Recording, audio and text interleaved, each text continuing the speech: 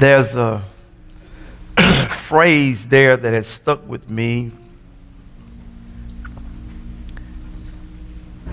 and I wanted to share with you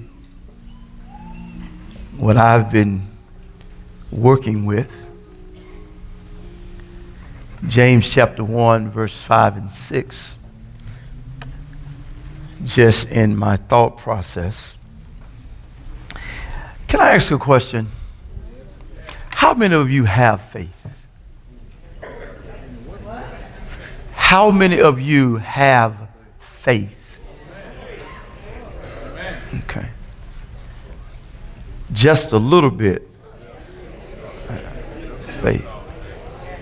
Just a little bit of faith. All right. We'll talk in a minute. James chapter 1 and verse number 5 says this. If any of you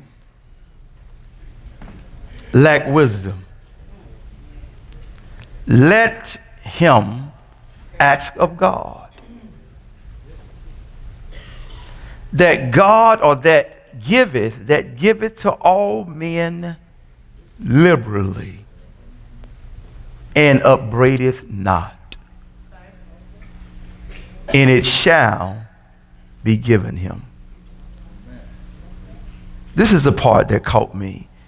But let him ask in faith. That's the part that has stuck with me all week. Nothing wavering, for he that wavereth is like a wave of the sea, driven with the wind and tossed. I want to try to share with you today from the thought, alive faith. Alive faith. Faith that is alive. I asked before I read this because I didn't want you to have the idea where I would possibly be going. If you had some advance notice, you probably would have been hesitant about raising your hand. But I wanted to see the senses of the room about how many of us in here have faith.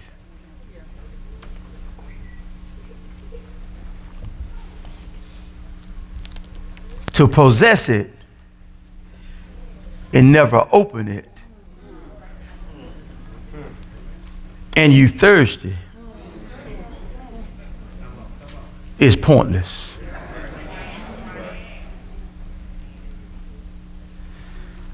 To have it and use it as a paperweight is pointless. You can have it and never open it. You can have it and use it wrong. Well, what's the purpose then of faith? Paperweight, conversation. I got faith. People often ask you, well, what do you think? How many times have you been asked, what do you believe? People want to know what are your thoughts, your opinions. But people show very little interest in your faith. Y'all so quiet. Hold on.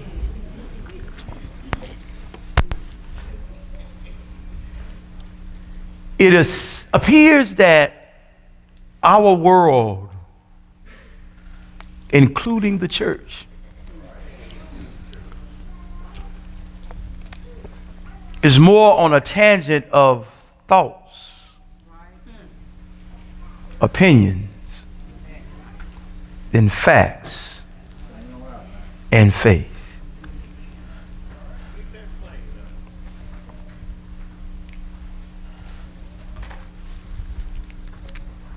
There are 66 books right here. And I do not care where you land in life. In here, between this front and back cover, you covered.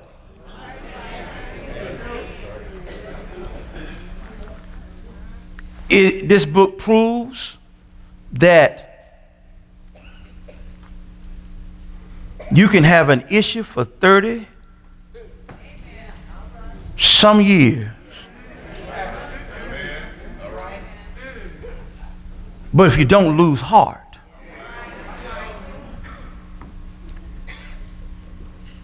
you can spend everything you have trying to get better. Just don't lose hope.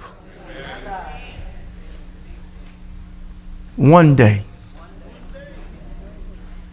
I said one day, Jesus will come through.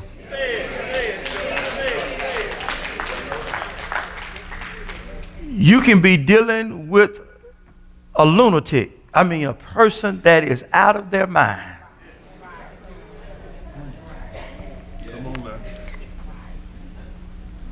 You can try to restrain them. You can try to talk sense into them.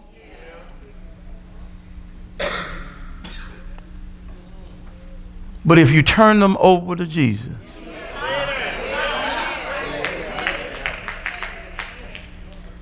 He can put them in the right mind. You can have a friend paralyzed. They don't believe no more. They don't want to get out of the bed anymore. They just don't see purpose anymore. But if you believe and just somehow can get them to the presence of Jesus, even if it means that you have to pull the roof off for them,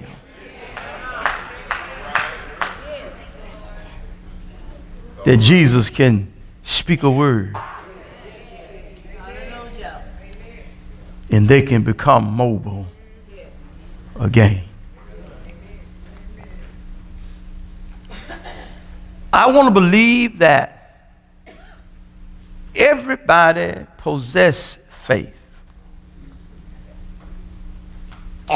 but may not know how faith operates. I came to the reality that God and I are partners in this walk. I don't expect God to do it all by himself, nor does God expect me to do it all by myself. But if God and I can grab hands, William is much larger than me. But I want to show you something, that when you are a partner in something, you can stay where you were. I got enough strength to do what I'm going to do. But when you are a partner in something, y'all hear what I'm saying? And you locked in it. I don't care. I got William by the hand. William might not want to, but sometimes partner can give an indication. Even with his restraint, I don't want to go, but the partner can say, oh, you going.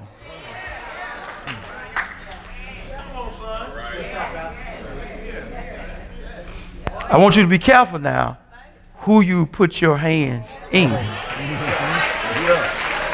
Who you join up with.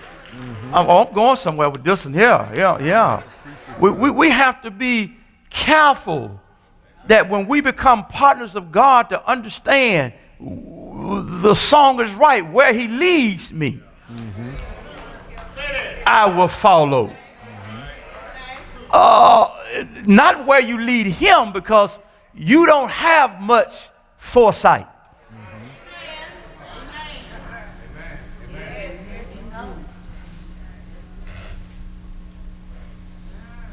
I want that to kind of sink a little bit.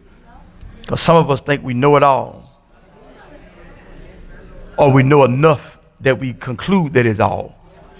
Here it is. I know all I need to know. But when you partner with God and take God by his hand, then you have the ability to not only have God tugging with us, but when we want God's attention, we can tug at him. I hope I'm making sense. You can turn me loose. I tell you, William bigger than me. Here we go. I want you to see this analogy early on because I want you to grab this thing that having faith is not enough.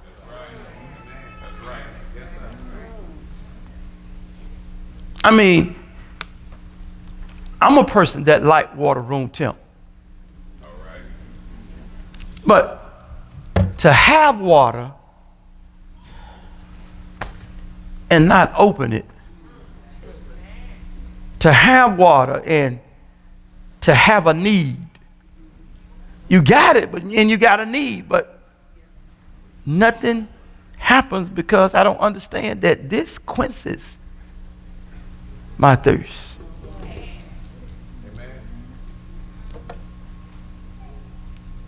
Everybody got it, so I saw. But what are we doing with it?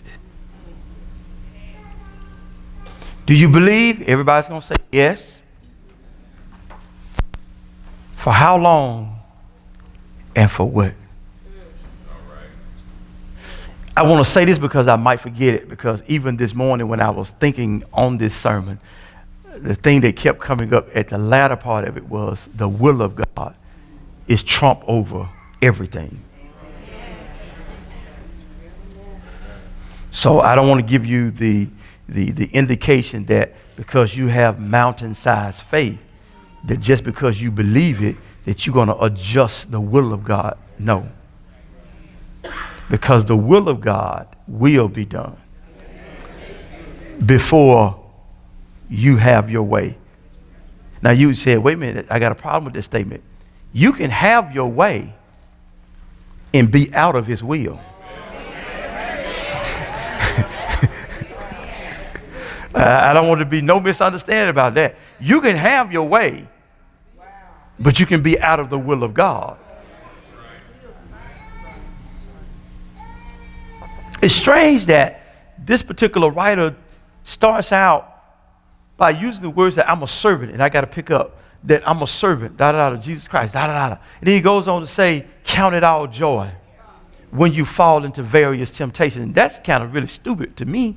You know, when you read it on the surface, why am I going to be joyful when I fall into various trials? Let me use another language. Count it all joy. I'm going to tell you, most of our problems with survival is our attitude and perception of what we're looking at.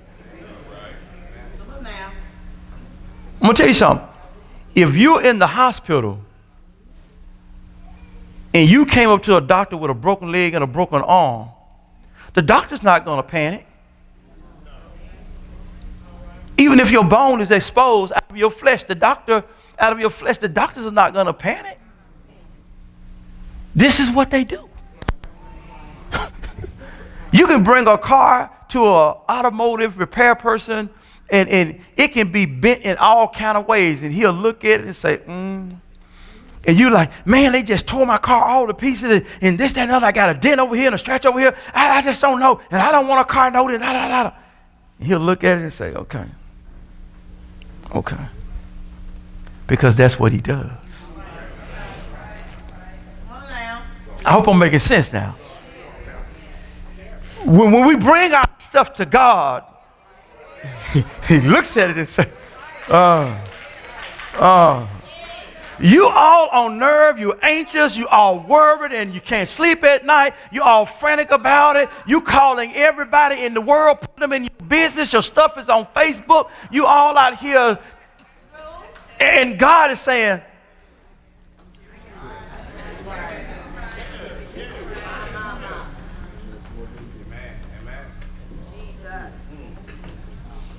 God, I'm going to lose everything. Job, I've been through that before.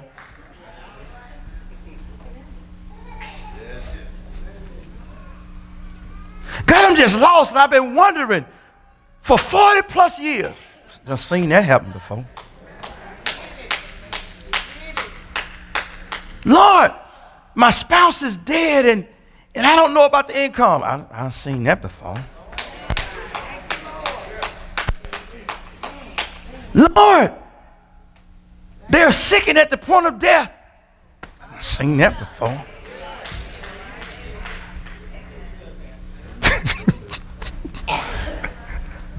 I hope I'm making sense. God, there are so many people against me. I've seen that before. They're speaking all manner of evil against me and telling all kind of lies. I've seen that before.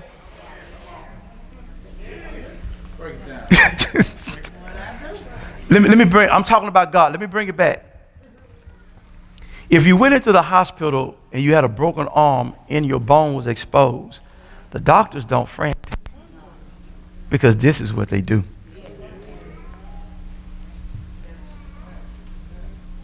This is what they specialize in. What I'm saying is that the ability to be able to go into various temptations or trials is to know that you have a partner. You may not have ever been in this place before, but your partner, he has.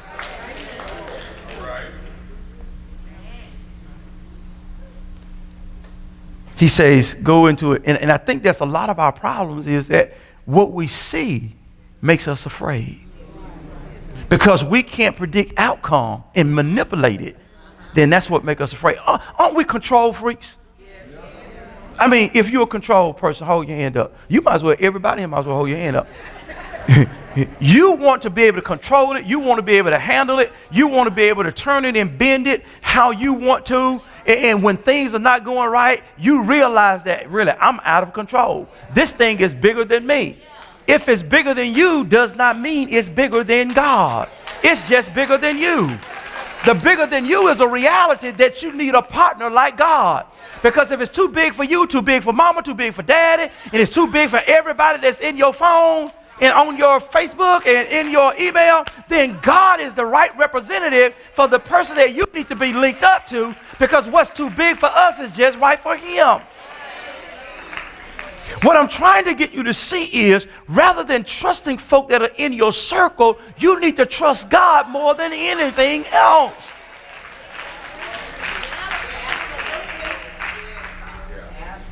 So James brings us to a place, and I want to skip all this other stuff that he talks about up here because it's really important, but he uses a word about patience and about let her have her perfect work. Man, that's really crazy right there, but I'm going to change that word patience to perseverance.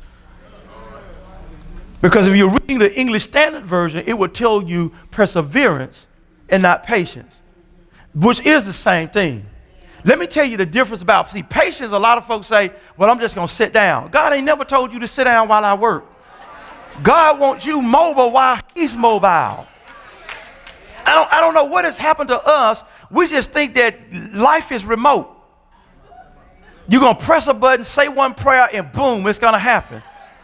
Let me tell you, James says, count it all joy when you fall into various temptations or various trials, because what the author really wants us to know is when you're coming out of something, you're on your way into something. You're going to have a break. You're going to have an intermission, but just don't think because you came out victorious, you're not going to be tried again.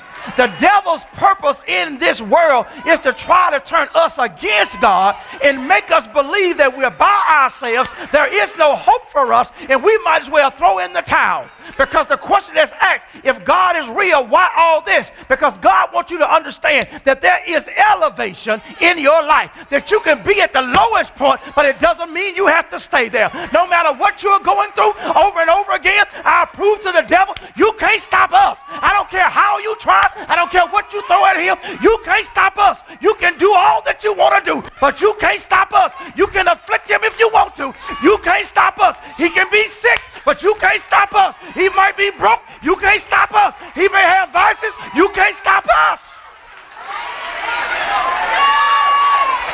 want you to know that you can't stop us.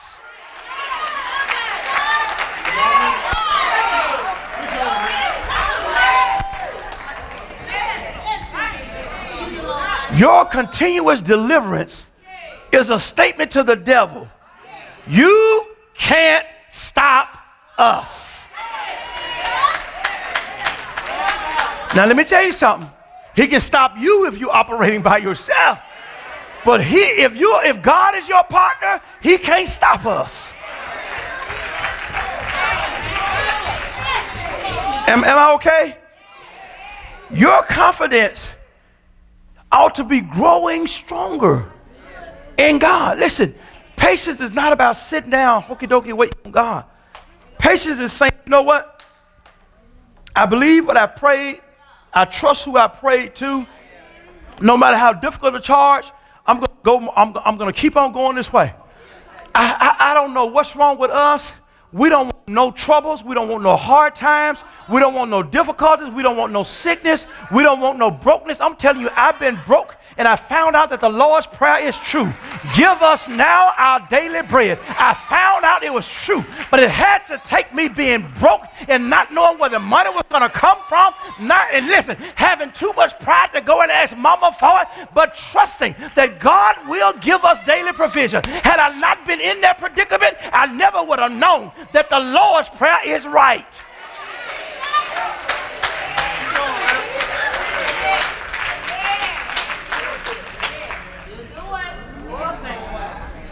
I never would have known it had I not had the problem. We don't want to be sick 5 days. 5 minutes. We don't want to go through no difficulties. We don't want no wrinkles in our lifestyle.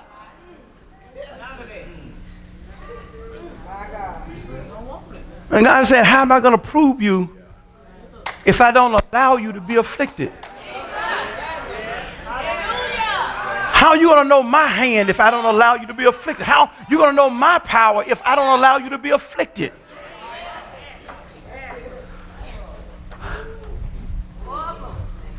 He says this thing, he said, but let patience have her perfect work, her full work. Let me tell you something. You can't hurry God, no matter how you try. We got to learn to wait on God. I just got a whole lot of old songs in my head. But listen, we can't hurry God. What we have to realize is that we work with God. If God has you on delay, you better know it has a purpose.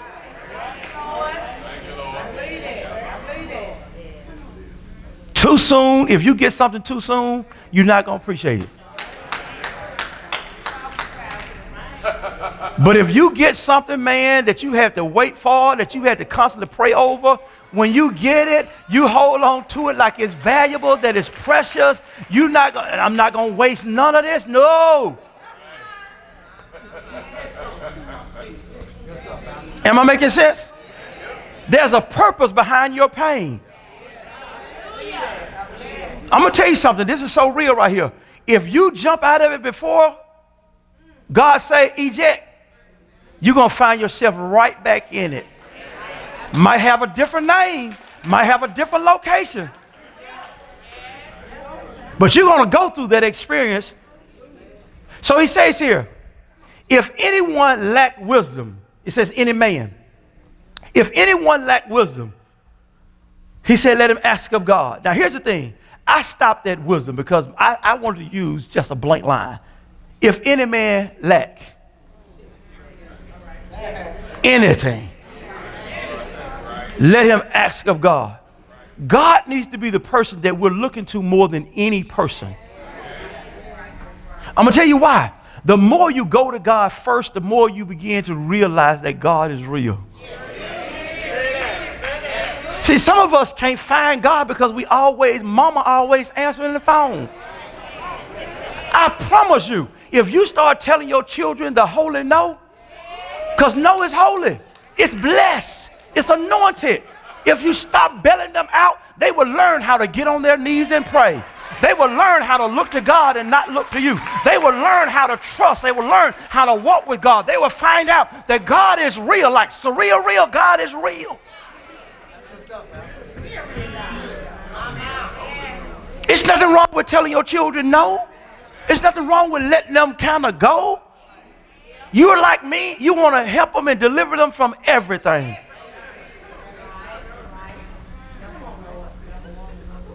Don't we?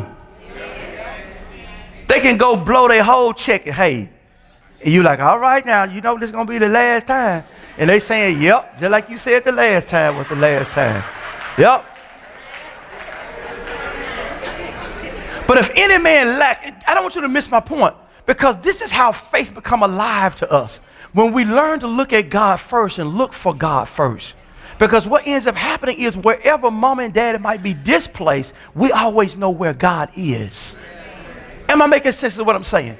This is how our walk with God becomes more alive to us when we learn that we can trust God and that God is really situated in a place in our life. He's not dead, but God is situated in a place in our life that he's not only looking over us, but he's looking after us. If any man lack wisdom, let him ask of God. Now, this is the thing that really got kind of funny to me right here. Let him ask of God that he may give to him generously. Hallelujah. Now, this is the part that kind of threw me for a curve. Somebody might have a translation that says this, and judges not. Upbraideth not means to not judge. Now, I got to stop there, and I ain't really got to verse number 6 because that's really where I want to be. Now, this is what I need you to understand at this particular juncture. If any man lack anything, let him ask God, who gives generously, and he won't judge me. I had to stop right there, rather. Because I had to say, wait a minute, you mean I can pray to God after my mess up, and he's not going to judge me because I messed up?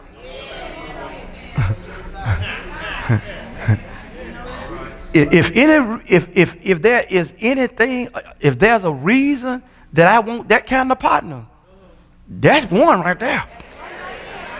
Not that he gives generously, but he ain't judging me.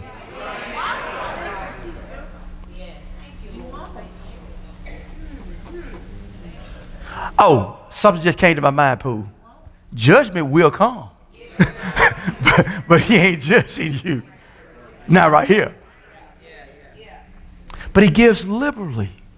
Liberally means that you're trying to put this water in this container. More than enough. I hope y'all getting this. More than enough. Trying to put this into this. Overflow. He will give to him. Now, here's where I wanted to get to. He says that, but let him ask in faith. Now, that was the part that bothered me. The part that captured me. But let him ask in faith. If any man lack wisdom, let him ask of God, who gives liberally and judges not, right? But let him who is asking ask in faith. Y'all done heard me say this 1,000 times. I'm going to keep saying it until we get it. If you don't want God to do it, don't ask God. If you don't want him to answer your prayers, don't ask him anything. Are you with me? Now, what I began to do when I looked at this, Brother Jefferson, I began to think about this because I know that that whole church was going to tell me this morning, I got faith, Pastor. And then I was going to ask you the question, what does faith look like when it's in operation, when it's in motion? Faith in motions, F means that I'm focused on God. Because I don't want to look at what Dennis got going on because that will become my appetite. My request is different than Dennis' possession. I'm not asking for it because Dennis got it. I'm asking for it because it's my desire. The thing that I used to say to my kids is, well, Daddy, can I? Why? Because my friend automatically no. I don't want them to grow up asking for things just because other folk have them. I want you to want it and not want it because somebody else got it. I hope you see the long-term range of this thing, because if you start running after folk, that's what you're going to be doing all of your life, running after folk. If you're just going to want something because somebody else got it, you're going to build your whole life trying to go get what everybody else got, and you never gotten what you really wanted. I hope I'm making sense right here. That's why I say focus on God. Let God be your focus, because when you look horizontally at folk, there's some things that you're going to have a problem with. Because some folk going to be living a rowdy life but look like they blessed on every side. That's going to be a problem right there.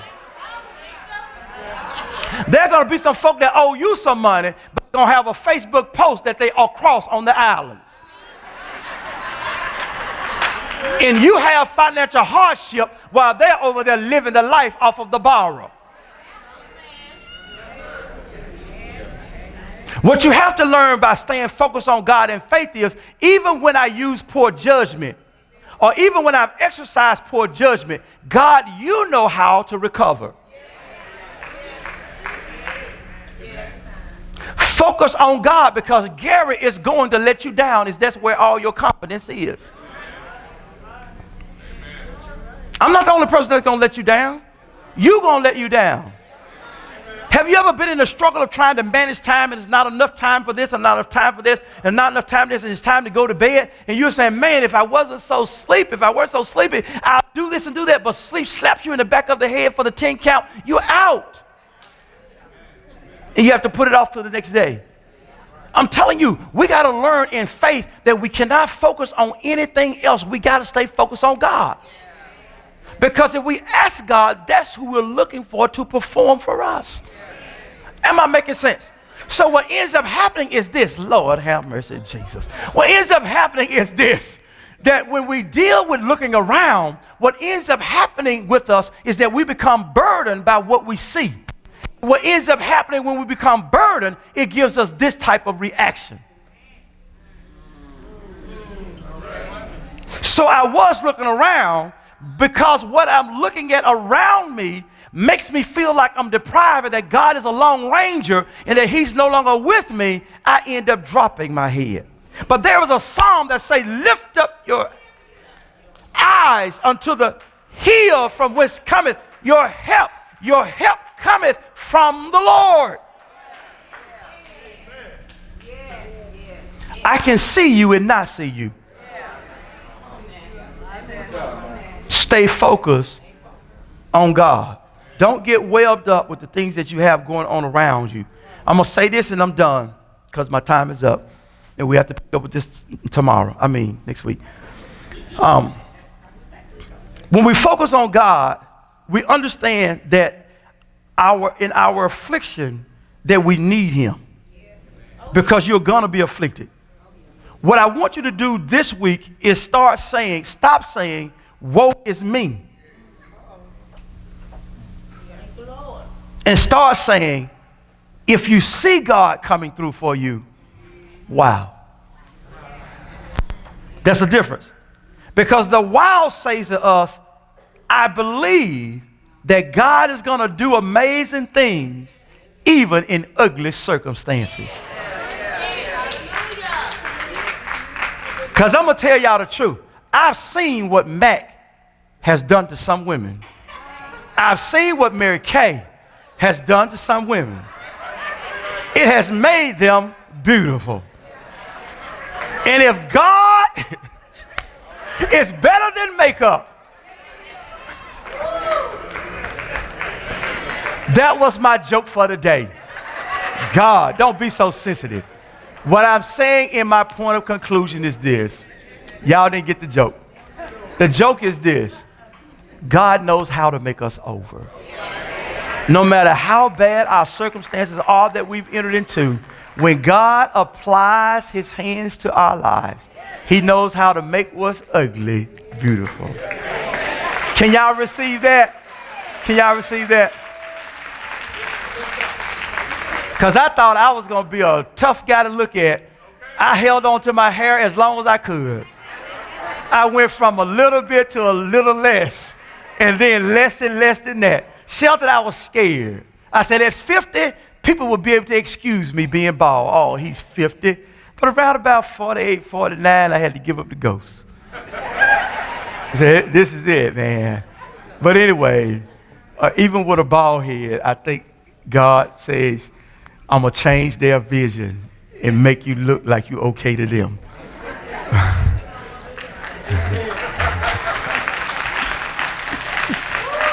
All right, that's my time.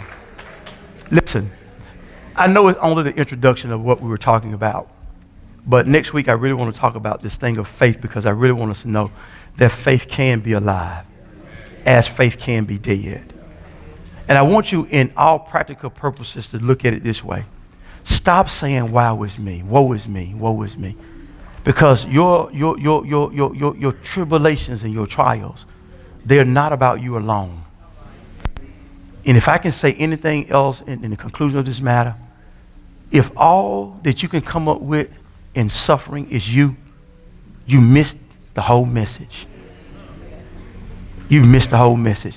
If all you can say is, I'm tired, and all you can say is that I'm just this and that, you're missing the whole message. You're missing the whole message. Because God is not the kind of God who will not use the mess of your life to send a message. We throw stuff away, but God recycles stuff. Y'all hear what I'm saying?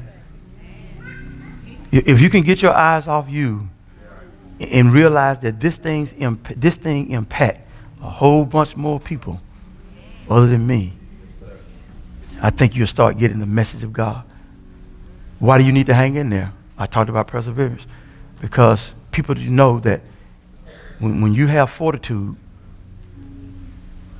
God honors that.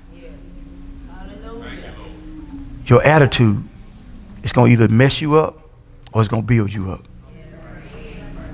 I want God to be my partner today. And I want to go where God is leading me, and I want to do what God is telling me to do. I want God to be my partner today, because I know that with